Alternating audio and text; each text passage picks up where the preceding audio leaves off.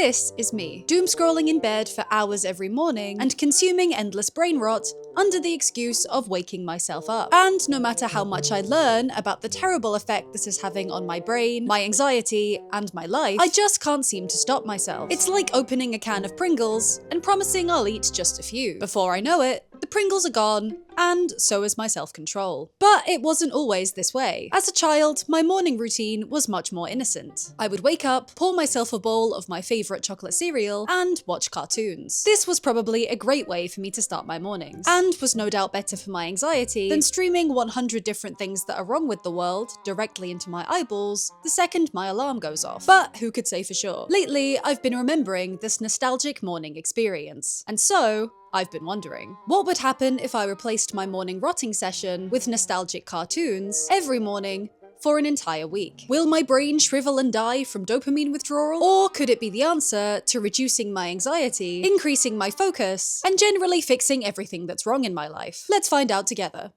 It's day one of my experiment, and I've enabled blankie mode because winter has come for me and it is 10 degrees inside my house. This morning, I implemented some strict rules that I'll be adhering to for the duration of this challenge. As soon as my alarm went off, I banned myself from looking at my phone screen. No emails, no social media, and definitely no scrolling on Vinted for an hour, lowballing people for things I'm never actually going to buy. It's not enough simply to ban social media, because I can and will find a way to doomscroll any app on my phone. I've even doomscrolled the Amazon store page before. So, since I simply can't be trusted, the whole phone is off limits. After I prized myself out of bed, I made my way to my TV, where, as per the rules of my challenge, I will watch at least one episode of a cartoon TV show every morning for the next 7 days. Maybe I'll watch 2 if I'm really sleepy. I've created a small menu of options to choose from, based on my childhood favorites, to prevent yet more scrolling from taking place. And I've put them together on this tiny wheel to help me choose, because spinning wheels is fun.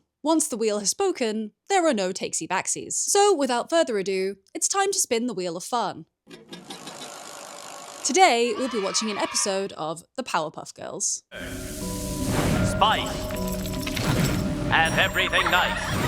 I decided to start on season 2 of The Powerpuff Girls because I actually guilty pleasure watched season 1 quite recently. The Powerpuff Girls is a 2000s classic about sisters Blossom, Buttercup, and Bubbles, who were accidentally created to be superheroes by their father, creator, whatever. These super cute superheroes use their powers for good, to battle bad guys, keep the streets of Townsville safe, and save hamsters? This episode centers on a new student who joins the girls' kindergarten class, because apparently you're never too young to start fighting crime. The new addition, known as Princess, is a spoiled brat who sees the girls' cool powers and decides she wants to become a Powerpuff Girl too. Obviously, that's not how any of this works, unless you're Batman, so that's what Princess tries to do. Pull a Batman and buy her way in. This ends about as well as you could expect, and so, realizing she can't become a Powerpuff Girl, Princess tries instead to murder the Powerpuff Girls in cold blood. Because if she can't join, then no one can. Blossom takes care of her swiftly, and in true cartoon justice, there are no issues with throwing the evil 6-year-old in jail. I suppose she did try to commit triple homicide. As I go through and rewatch some of these shows for the first time in a long time, I'll be giving each of them a 5-star rating based on how well they stand up to what I remember, and how watchable they are as an adult. Powerpuff Girls gets 5 stars easily. There is some subtle humor that I don't think would necessarily translate to younger kids, but makes it really fun to watch as an adult. The art style is really cool, and the plot and dialogue is still interesting and not over-explained. After watching the show, I do feel a bit more chill than usual, but I do keep looking over longingly at my phone, and I can feel the anxiety building up over fear that I might be missing something important, like new memes. But I digress. Overall, I've had a pretty relaxing morning so far. I usually start my day with a gigantic dose of stress hormone, with a second course of, I have so much to do today, so I'm just gonna procrastinate all of that a little bit longer. I do still feel quite sleepy, so I suppose my usual stress does wake me up quite effectively, although I'm sure that can't be good for me. This is one of the things that I'm hoping will be improved by doing this challenge. By giving my brain more space to actually think thoughts, maybe I'll be able to spend my mornings feeling a little more relaxed, and a little less like I've downed 4 espressos and am being chased by a swarm of angry bees. So to try and track those results in a slightly more tangible way, every day during my morning check-in, I'll give my anxiety a rating for the morning. Low for so chill I'm basically on a beach, and high for the bees are right behind me, aren't they? Also medium, in case it's, well, medium. but I can't think of a good joke for that one. Today, I'd put it at high, but this is only day 1, so there's still time. I'll also be measuring my daily screen time, as I'm hoping that by starting my mornings off more relaxingly, I'll be more focused throughout the rest of the day and less tempted to keep checking my phone for that sweet, sweet dopamine hit. This is what my screen time looks like from yesterday and a couple of other days throughout the last week, just to see what we're starting with. It could be worse, but it's really not doing me any favors. Lastly, I'll be rating how much I've missed having my phone on a scale of 1 to 10. 1 for throw that baby into the sun, I'm never going back, and 10 for you don't understand, I can't just pee without looking at Twitter. Currently, we're sitting at around a 9, as the anxiety from not checking my notifications, despite the only texts I ever received coming from my mother, is quite frankly unbearable. But it is slightly more bearable after that delightful episode of the Powerpuff Girls I just watched. So hopefully, it can only get better from here. Now it's time for me to go out into the big bad world, so I'll check back in tomorrow morning. It's day 2, and it's time to spin the wheel. Today we're going to be watching some Winx Club, one of my childhood favourites. Well, this is a wheel of my childhood favourites, so that's not surprising. Let's get started and let's get these sleepies gone. It's been almost 2 decades since I watched an episode of Winx Club. I remember being obsessed with it at the time. Who doesn't want to be a magic fairy who fights evil? I decided to watch the very first episode this morning, which will be a theme throughout the week. This episode introduces our main character, Bloom, who likes hanging out with her hyperactive pet rabbit, wearing shirts that are way too small for her, and reading books about fairies in the woods. On her latest adventure to the woods, Bloom comes across a fairy called Stella, fighting an evil ogre. I think ogres only come in evil. Bloom steps in to give Stella a hand, and discovers that she too is a fairy with magic powers. Why does nothing this interesting ever happen to me in the woods? Stella wakes up at Bloom's house and invites her to come to fairy school so she can learn how to use her powers and become a badass evil fighting fairy like herself. The episode largely serves as setup for the rest of the series and is a bit slow at times, but Stella's iconic fairy transformation, the fun rabbit sidekick, and the entire premise of the show are still really cool, so I'd give it 4 stars. I may be wearing the same jumper and blanket combo as yesterday, but you can tell it's a new day because I'm so croaky like a frog. I'd rate my anxiety for this morning at a medium. I do feel considerably more relaxed than I usually do in the morning, but I'm still quite anxious that I might be missing something on my phone. But today, I do feel like it's made a difference, not immediately putting loads of information into my brain. As for screen time, this is what we're looking at for yesterday. So far, no improvement, but it's only day 2, so I still have hope. And I'm feeling a lot more zen this morning, so I'm hopeful that that's gonna carry over better across the rest of my day. Lastly, how much I'm missing my phone. I'd maybe put it at a 7.5 this morning. I do want to check it quite badly, but I was able to get into the episode and concentrate without looking over at my phone with longing every 5 seconds. So that's a good start. I'm gonna get on with the rest of my day, and I'll check in again tomorrow. Maybe I'll go to the woods and find a fairy. Or maybe not. It's day 3, and today we'll be watching Totally Spies. This is a show about, you guessed it, teenage girls who are totally spies. I once again started with the first episode of the show, but rather than spending the pilot walking you through who the characters are and how the world works, Totally Spies throws you right in at the deep end. This made for a much smoother episode than Winx Club, as I was allowed to experience the show and understand the setting without it being over-explained to me. For this episode's secret mission, Clover, Sam, and Alex are yoinked right out of school via a secret bench entrance, and tasked with investigating a rising musician who has developed a suspiciously enthusiastic fan base despite having only released 1 song. The girls go undercover as a fake band called The Spies and discover that the singer's producer is trying to hypnotize anyone who listens to his music in an effort to take over the world. What I remember most about this show, and what I loved the most during my rewatch, were the aesthetics. It's a mix of Y2K meets Austin Powers, and if I could live in a world that looked like this one, I would. The outfits, the furniture, the gadgets, and the unbeatable message of girl power. It all comes together to make an iconic TV show that's still super fun to watch as an adult. 5 out of 5 stars easy. My anxiety is sitting at about a medium today. My screen time yesterday is pretty similar to the day before, but it is starting to trend downwards compared to last week, which is a plus. And I'd give missing my phone an 8 out of 10. Damn those tempting notifications. Day 4, and the wheel has spoken.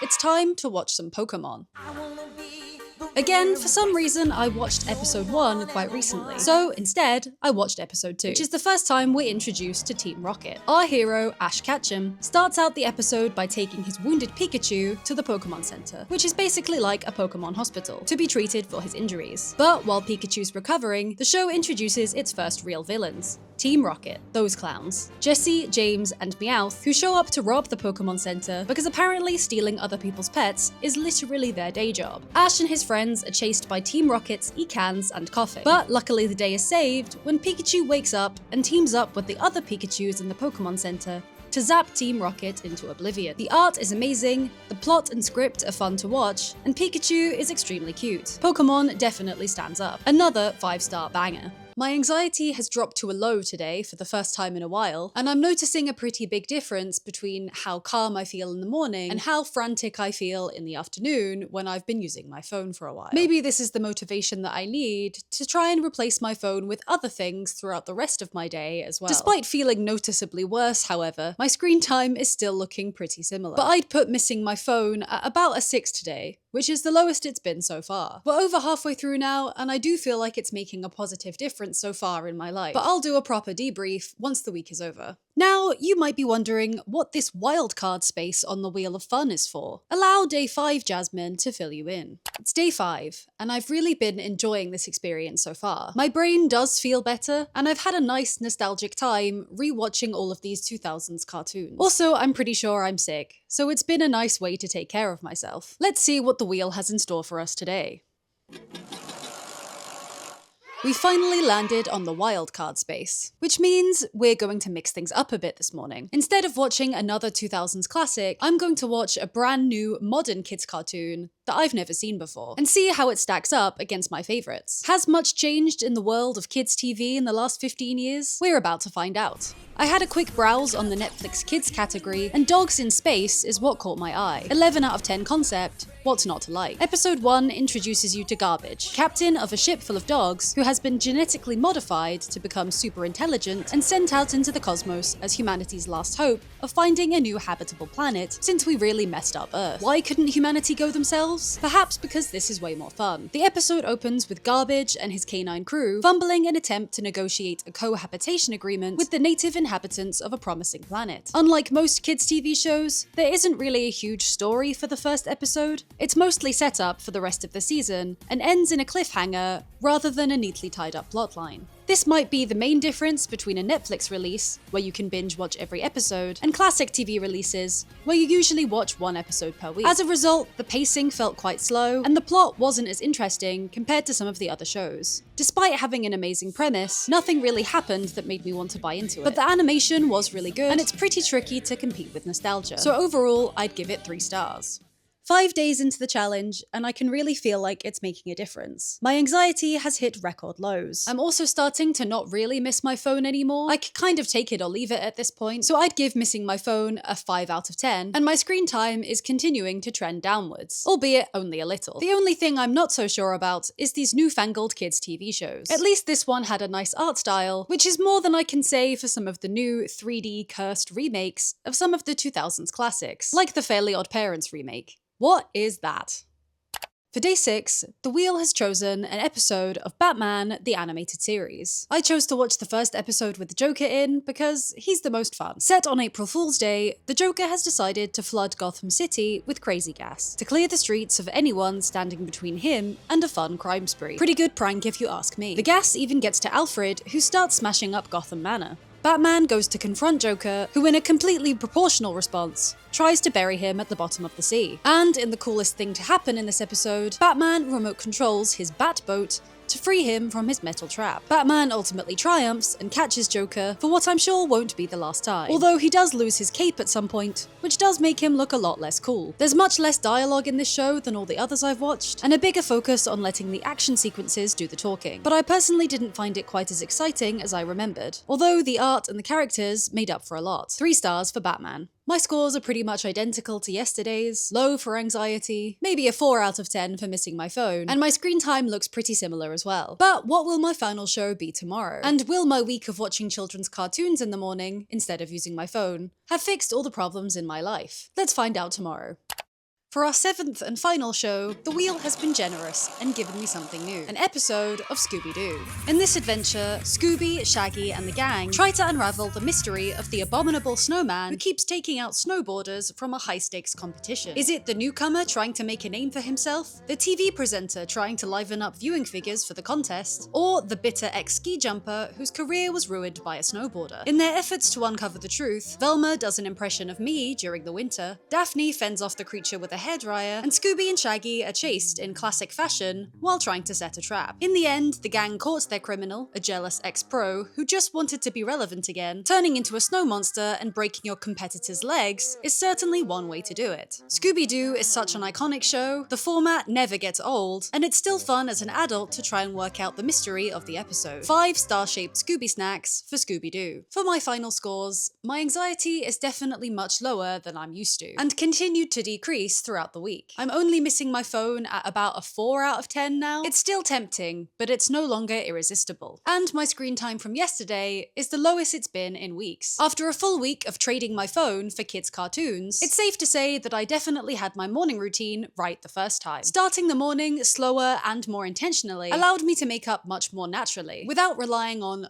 the horrors to pump me full of adrenaline. After a few days of adjustment, it was much easier for me to focus throughout the day, and although it was hard at first, I no longer feel like something terrible will happen if I go longer than a few minutes without checking my phone. Watching these nostalgic cartoons felt like giving my mind a soft reset. No notifications, no news, just silly mysteries and theme songs stuck in my head. It turns out starting the day like a 7-year-old might actually be the secret to curing my adult burnout. I'd highly recommend giving this a go for a while to see what difference it makes for you, and if you do, let me know what nostalgic cartoons you'll be replacing your phone with. This week, kids' cartoons have taught me relaxation, self-care, and the importance of looking up from my phone every now and then. Now, if only they could teach me how to do taxes.